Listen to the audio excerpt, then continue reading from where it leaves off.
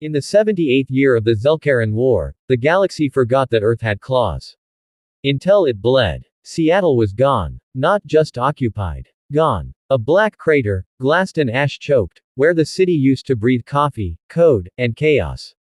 Orbiting over what was left of Washington State, Commander Royce Vanner stared out the viewport of the UNS Hammerfall, the last dreadnought of the North American fleet. He hadn't slept in 47 hours. The stims kept his hands steady, but his soul shook. The bastards didn't even warn us, his XO, Lieutenant Monroe, said behind him. Royce didn't answer. He was watching a satellite feed, slow, silent footage of an alien lander turning families into bone shadows. Blue Zel'karan plasma, cold, clinical, left no screaming, no flame. Just erasure. They didn't warn us, Monroe repeated.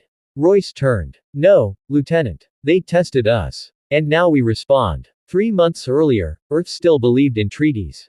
In hope. Ambassador Kian Mathers had led the peace envoy aboard the Zel'karan Citadel ship High Enlightenment, bringing quantum diplomacy codes, cultural surrender terms, and a gift basket of synth tea.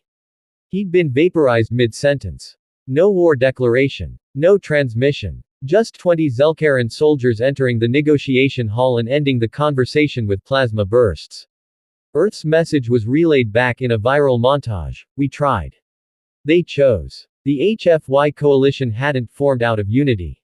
It formed out of extinction.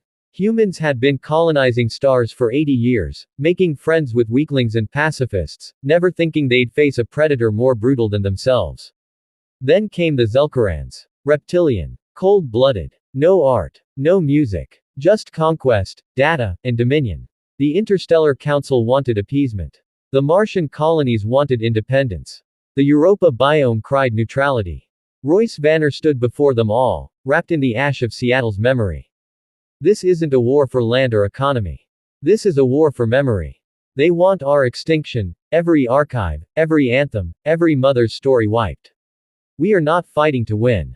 We are fighting to make them remember us. Codename: Bloodline Echo. 5 of Earth's deadliest soldiers. 1 from each burned city. SGT. Alyssa Varn, Detroit, Demolitions, Cyber Warfare. Private. Nikolai Rezanov, St. Petersburg, 0G Sniper. Lieutenant. June Ortiz, Mexico City, hand-to-hand assassin. Commander Royce Vanner, Seattle, tactician, grudge bearer. And Ghost, no real name. AI hybrid. Once a child. Now a weapon. Their mission: infiltration of Zel'karan Prime. Not to destroy. Not to conquer. But to make them hurt. Landing on Zel'karan soil was a suicide sentence. No breathable air. No warmth. Just sharp rocks, death towers, and sky-gray clouds that smelled like acid and iron. They dropped at night. Earth tech still lagged behind, but humans were adaptive. Brutal. Improvisational. Ortiz choked out 2 guards using just their own spines. Rezanov took a shot at a mile distance in hurricane wind. Alyssa hacked a city's defense grid with a soldering iron and a child's toy. And Ghost. Ghost burned a thought virus into the Zel'karan hive network. A single whisper: remember Earth. Zel'karan Prime was a lie. The humans found it buried beneath the central spire, a vault of memory. A room filled with preserved remains of the thousands of species the Zel'karans had conquered, catalogued, and erased. Trophies. Skulls. Songs in jars. The last breath of extinct civilization sealed in glass. Alyssa's hands shook as she placed a human photo, her sister's, aged 7, into a canister and sealed it in the vault.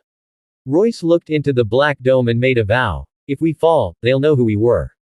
The UNS Hammerfall didn't have orders to strike Zel'karan Prime. But Royce changed the script. He patched a message to all surviving Terran fleets, to every human colony still breathing.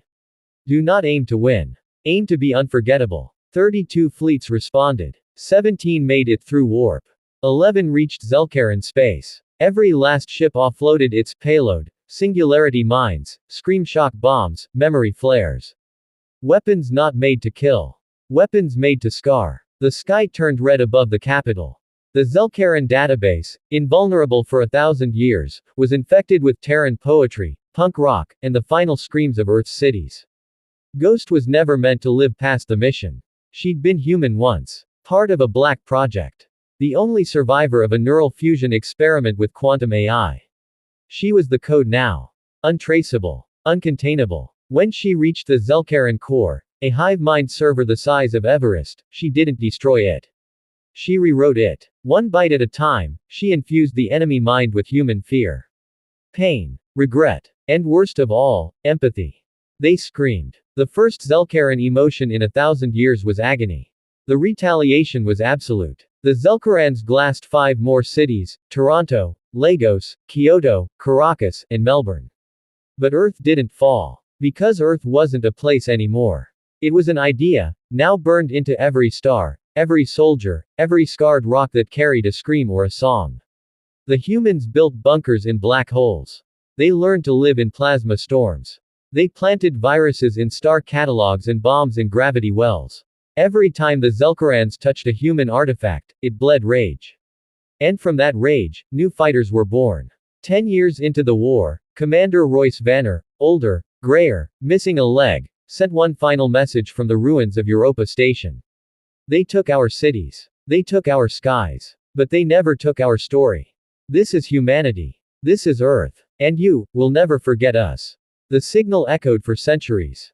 It embedded itself into Zel'karan command logs, unreadable but undeletable. A ghost in the machine. And every newborn Zel'karan heard it in their sleep. Remember Earth. They called us animals. Savages. Ghosts. But when Earth burned, humanity didn't die. It evolved.